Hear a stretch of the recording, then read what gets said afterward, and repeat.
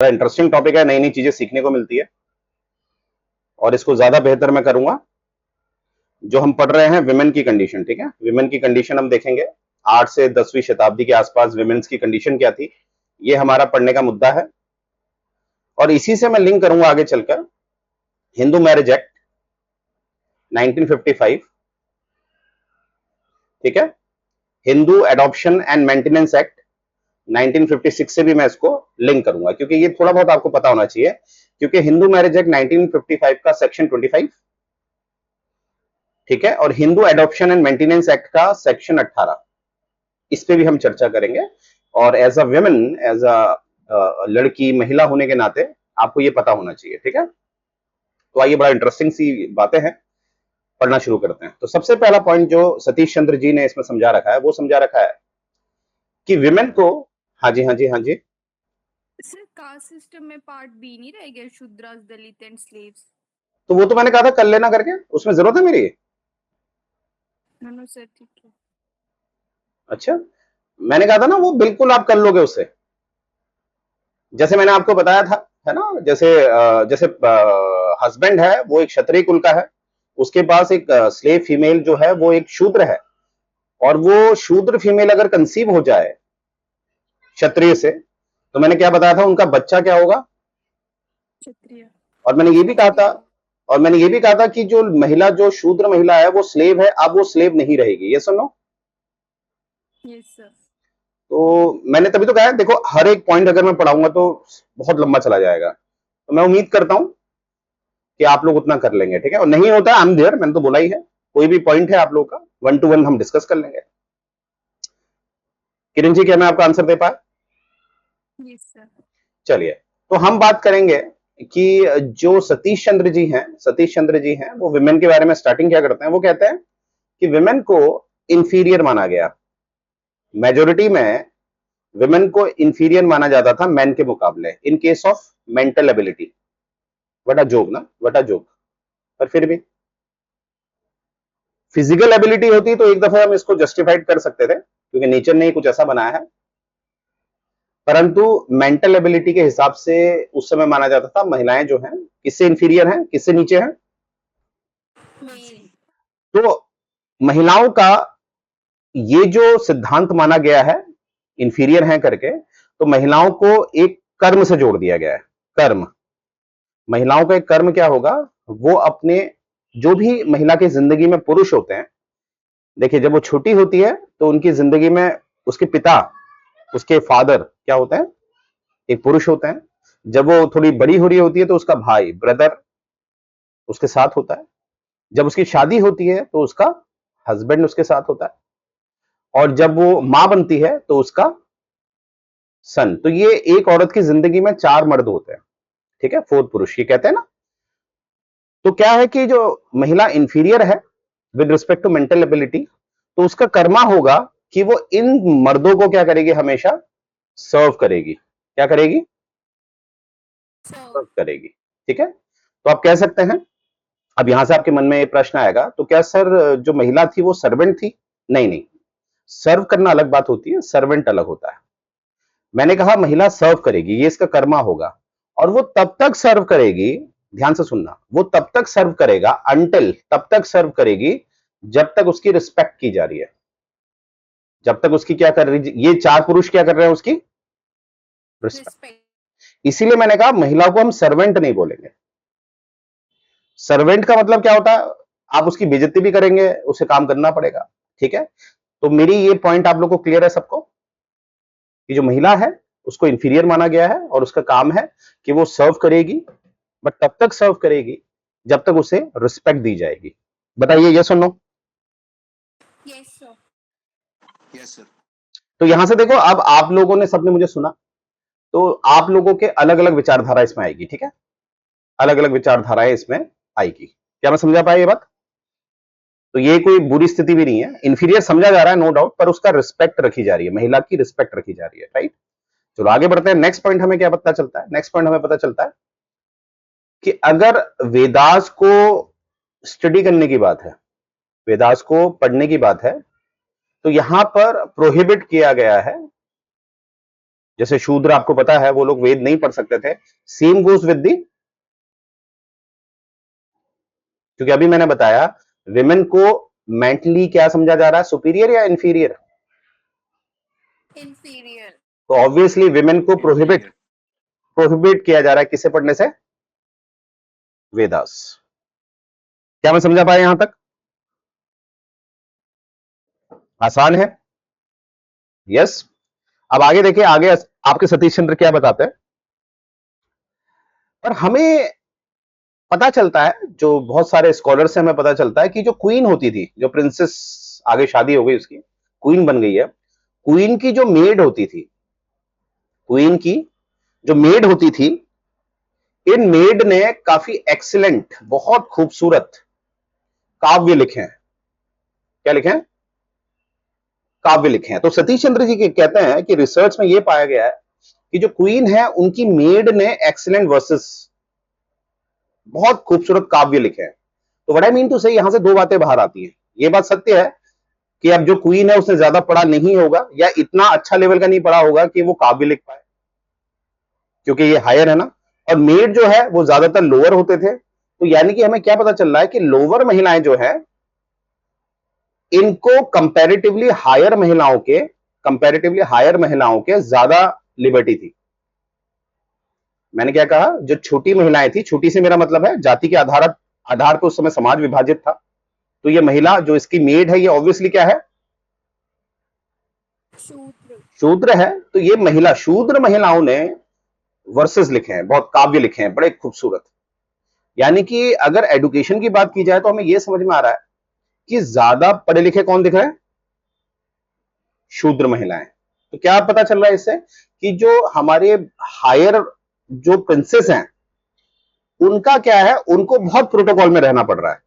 पैदा होते ही उनको एक प्रोटोकॉल में रहना पड़ रहा है, पैदा होते ही वो लोग वेद नहीं पढ़ सकते, ज्यादा पढ़ाई लिखाई नहीं कर सकते।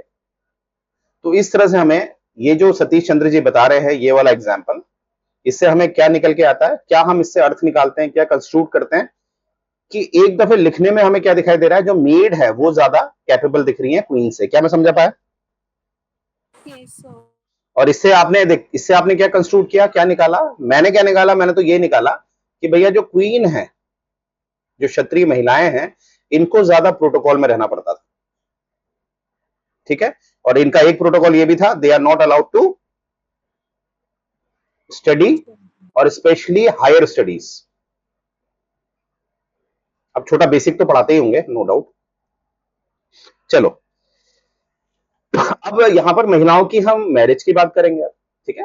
बिल्कुल सतीश चंद्र के हिसाब से चल रहा हूं मैं। फिर उन्होंने ये बता रखा है कि जो महिलाएं हैं उनकी मैरिज की बात, मैरिज के लिए क्या उम्र थी, क्या ट्रेडिशन था। तो दो चीजें यहां पर हमें दिखती हैं, पहली एज और दूसरा मूवमेंट। तो पहली जो एज है वो ये मानी जा रही है, लगभग जो इनकी शादी हुआ करती थी उसकी एज क्या थी महिला की? 6 से 8। या दूसरी मान्यता हमें ऐसी दिख रही है कि जैसी महिला ने प्यूबर्टी हासिल कर ली है, जैसी महिला ने प्यूबर्टी हासिल करी, तो ये मान लिया गया है अब इसकी क्या करनी है? शादी। ये था। और मूवमेंट की बात की जाएगी तो शादी जब होगी तो लड़की मूव करेगी towards the place of husband. आज में और तब में समानता कहां दिखाई देती है? लड़की का असली घर कौन सा है, ससुराल या मायका?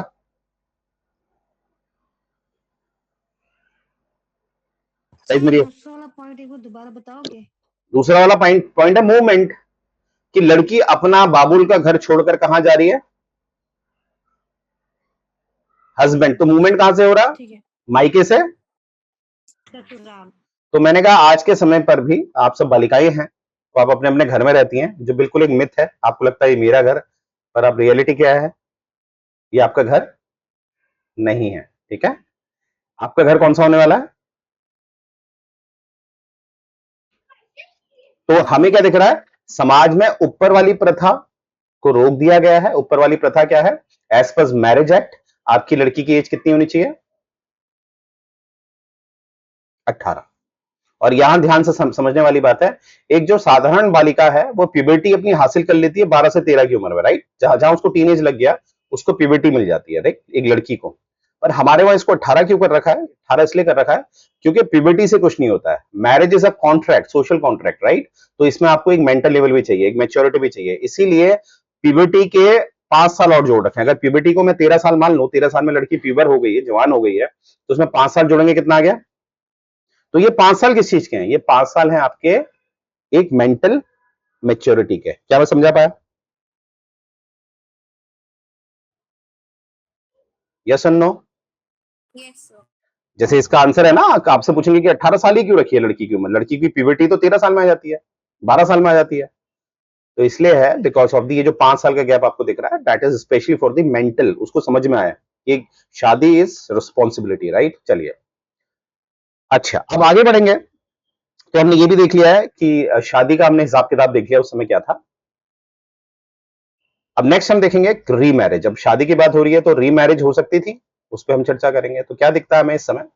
अच्छा, ध्यान देने वाली बात है, जब हम इस सोसाइटी के बारे में पढ़ रहे हैं तो आप देखिए, अगर डिफाइन नहीं किया जा रहा है कि हम नॉर्थ की बात कर रहे हैं या साउथ की बात कर रहे हैं, अगर ये स्पेसिफिकली डिफाइन नहीं किया जा रहा है तो ऑब्वियसली आप समझ गए हम पूरे भारत की बात कर रहे हैं। और जहां जहां पर स्पेसिफिकली नॉर्थ आएगा या साउथ आएगा तो आप याद रखना, ठीक है। तो जनरली अभी हम जनरल बात कर रहे हैं, पूरे भारत की बात कर रहे हैं। क्लियर हो रहा है सबको? तो अभी हम बात कर रहे हैं, अब मैरिज की बात कर लिए, रीमैरिज की बात कर लेते हैं, ठीक है। आइए, चलो पहले आज के हिसाब से मुझे बताओ, क्या आज के समय में जो बालिका है वो रीमैरिज कर सकती है? Yes sir. है ना? सकती है सर। मोटा मोटा दो कंडीशन है। पहली कंडीशन क्या है कि जो हस्बैंड है उसकी डेथ हो जाए, है ना, डेथ हो जाए। और हस्बैंड अगर 7 सालों तक गायब रहेगा, कितने इयर्स?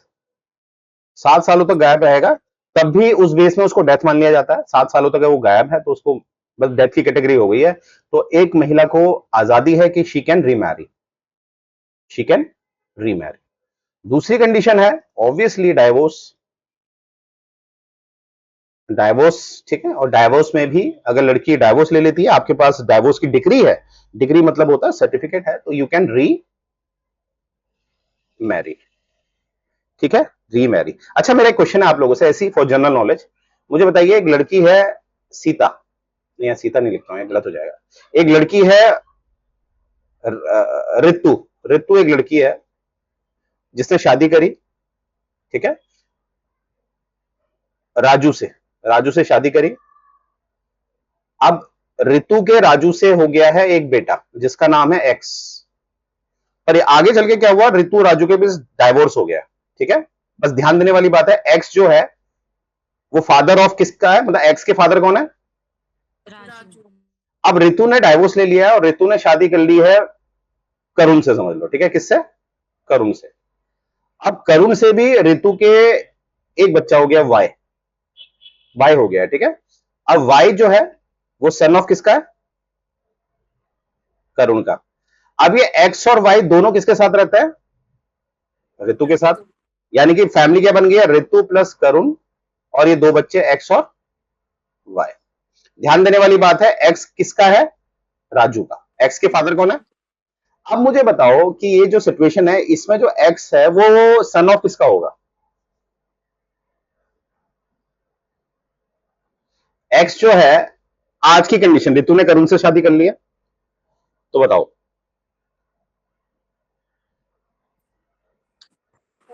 सर आप स्टेप फादर के लाओगे ना, पर ओरिजिनल फादर तो राजू है। क्या ऐसा वो सर्टिफिकेट में लिखा रहता है स्टेप फादर?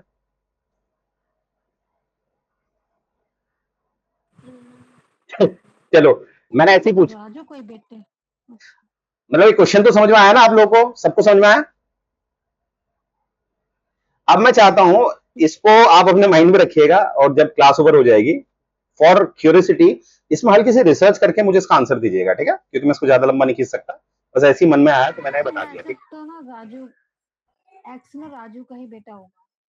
नहीं, मैंने आप पे छोड़ दिया, ठीक है। आप लोग थोड़ी रिसर्च करो, जल्दबाजी मत करो, फिर मुझे इसका आंसर चाहिए, ठीक है। चलिए, तो अभी आपने देखा कि रीमैरिज आज के समय पर हो सकती है। अब हम कंपेयर करेंगे उस समय, क्या रीमैरिज हो सकती थी उस समय? क्या लगता है आपको, होती होगी? ऐसी अंदाजे से बताइए, होती होगी? No sir. चलो, तो इसका आंसर है यस। बहुत बड़ा। ज्योति, इसका आंसर क्या है?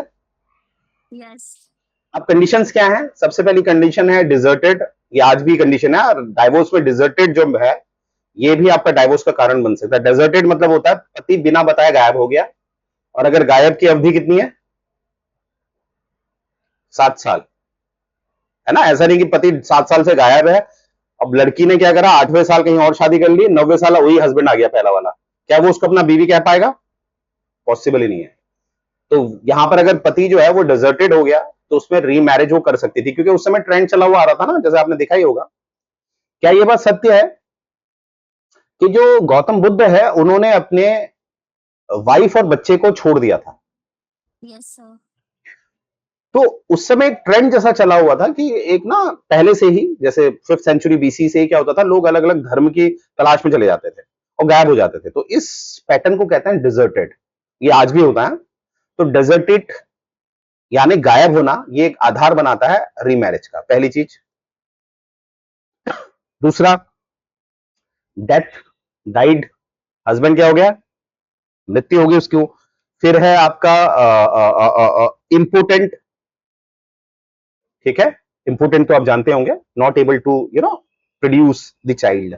तब भी एक विमेन क्या है, अगर उसे बच्चा एक समय तक नहीं हो रहा है तो शी कैन अप्लाई, उस समय, हाँ उस समय की बता रहा हूं, she can apply for the divorce. और ये आज भी होता है, आज भी है ये, देखो ये आज भी है, ये आज भी है, ये आज भी है। ये कानून कहां है? HMA, Hindu marriage act. और हिंदू मैरिज एक्ट 1955 में बना है, पर इसमें जो जो नियम आपको दिख रहे हैं कब के हैं? 10 से 12वीं शताब्दी। इसीलिए तो हमारा समाज इसलिए अच्छा, एक भारत का समाज क्यों इतना और समाज के मुकाबले थोड़ा सा एक प्योर माना जाता है? कारण क्या है कि आज भी हमारे समाज में वो संस्कृतियां चल रही हैं जो बहुत पुरानी है और जिसको आज भी हमने रखा हुआ है। तो ये आपके पास सबसे बढ़िया उदाहरण है। क्या मैं समझा पा रहा हूं ये बातें आपको? Yes, sir. ठीक है, तो आप समझिए, हाँ चीजों को पकड़ना है। चलो गुड। सर तो तीसरा वाला हिंदू मैरिज एक्ट में लिखा हुआ है। ये सब चीज, हाँ ये बिल्कुल लिखी हुई चीजें भाई, ठीक है। जब आप लॉ करोगे तो फिर मेरे पास ही आना, ठीक है, मैं पढ़ाऊंगा आपको, ठीक है। अच्छा, ये चीजें समझ में आ गई, तो क्या मैं आपको समझा पाया? आप मुझे फटाफट आंसर दो। मैरिज जो है, उस समय जो मैरिज होती थी और आज जो मैरिज है, क्या उसमें समानता है? एक समानता बताओ।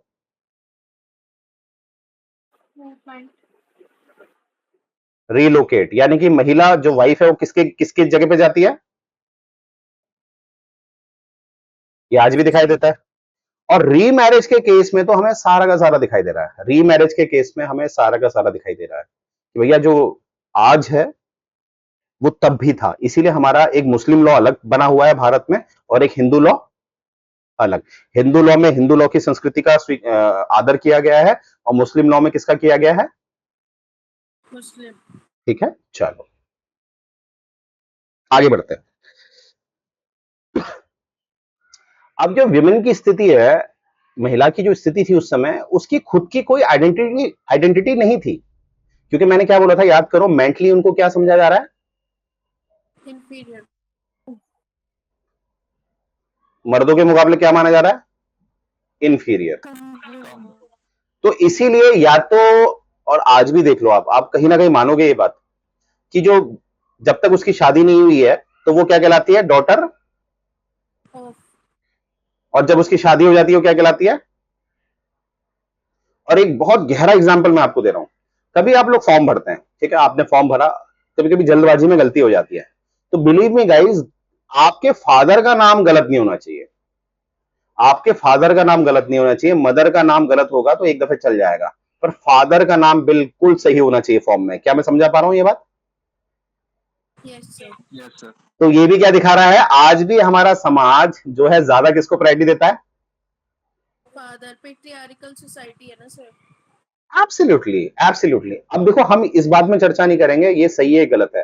पहले जब मैंने कम पढ़ा था तो मुझे लगता था ये गलत हो रहा है, महिलाओं के साथ गलत हो रहा है, और जब मैंने कुछ पढ़ा तब समझ में आया कि कुछ है। अब उसमें अभी चर्चा मैं नहीं करूंगा, ठीक है, इसलिए जल्दी कंक्लूजन में मत आना। चलिए, अब हम देखेंगे कॉन्सेप्ट ऑफ मेंटेनेंस। ये बहुत मुद्दा इंपॉर्टेंट है। अब इस कॉन्सेप्ट ऑफ मेंटेनेंस को हम पहले आज के हिसाब से देखते हैं। तो मैंने अभी बताया था हिंदू मैरिज एक्ट 1955 का सेक्शन 25, कौन सा? Hindu adoption and maintenance act, Hindu adoption and maintenance act जो 1 साल बाद बनाया गया था, इसका सेक्शन 18। ये दोनों क्या है? ये दोनों बात करता है अगर महिला का डाइवोर्स होता है, ध्यान से सुनेंगे, पति जीवित है, कुछ अनबन हो गई, कुछ हो गया है, कुछ भी कारण है, तो पति और वाइफ और हस्बैंड का डाइवोर्स हो गया है, तो ये जिम्मेदारी हस्बैंड की होती है कि वो वाइफ को क्या देगा? मेंटेनेंस। अब ये मेंटेनेंस जो है कितना देगा, क्या देगा, ये कहीं नहीं लिखा है। It totally depends on the description of court. जो भी जज साहब आपका केस देख रहे हैं, उनके डिस्क्रिप्शन पे ये निर्धारित करेगा कि वो मेंटेनेंस वाइफ को दिलवाएंगे। क्या मेरी बात समझ में आ रही है आप लोग को? जैसे आपने सेक्शन 25 एलिमनी की बात करता है, किसकी बात करता है? एलिमनी, ठीक है। और 18 में ज्यादा मेंटेनेंस की बात करी है। पर एक चीज मैं आपको बता दूं, बहुत लोगों को नहीं पता होता है, एलिमनी हस्बैंड भी ले सकता है वाइफ से।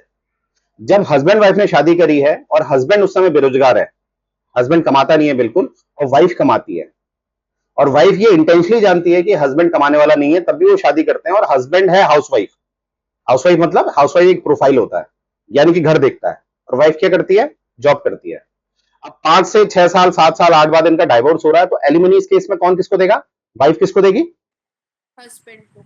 तो ये चीज प्लीज क्लियर रख लेना। एलिमनी ज्यादातर लोग सोचते हैं कि वाइफ को ही मिलती है, वो इसलिए आपको दिखता है क्योंकि समाज में यह है कि शादी में लड़की का इनकम नहीं देखी जाती है, इनकम हमेशा लड़के की देखी जाती है। हाँ भाई अपना घर है, हाँ भाई गाड़ी है, हाँ भाई कैसा है, ये सब लड़के का देखा जाता है। इसीलिए ज्यादा एलिमनी हमें समाज में क्या सुनाई देती है कि एलिमनी किसको दी गई है? लड़की को।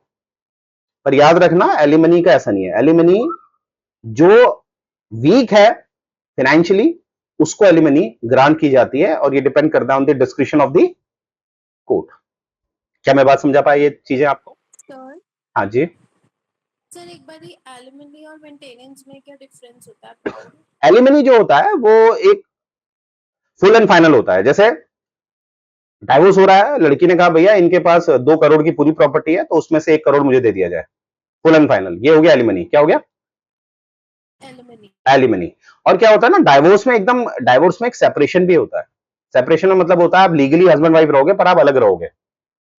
हस्बैंड जो है वो वाइफ को किसी भी तरह से वाइफ की तरह ट्रीट नहीं कर सकता, कोई भी डिमांड नहीं कर सकता एज अ वाइफ, उसको सेपरेशन कहते हैं। तो सेपरेशन के केस में वाइफ अलग रह रही है, अपने मायके में रह रही है, तो वो क्या मांगेगी? मेंटेनेंस, ठीक है। कभी कभी कोर्ट, देखो कोर्ट क्या करता है ना, कोर्ट हमेशा क्या करता है कि आपको जुदा वो बहुत एंड रिजॉर्ट में करेगा, आखिरी विकल्प करेगा। पहले वो कहता है आप सेपरेट हो जाइए कुछ समय के लिए, ठीक है। चलिए, तो आपको अब मैं ये चीजें क्यों बता रहा हूं, क्योंकि आपने लिंक करना होता है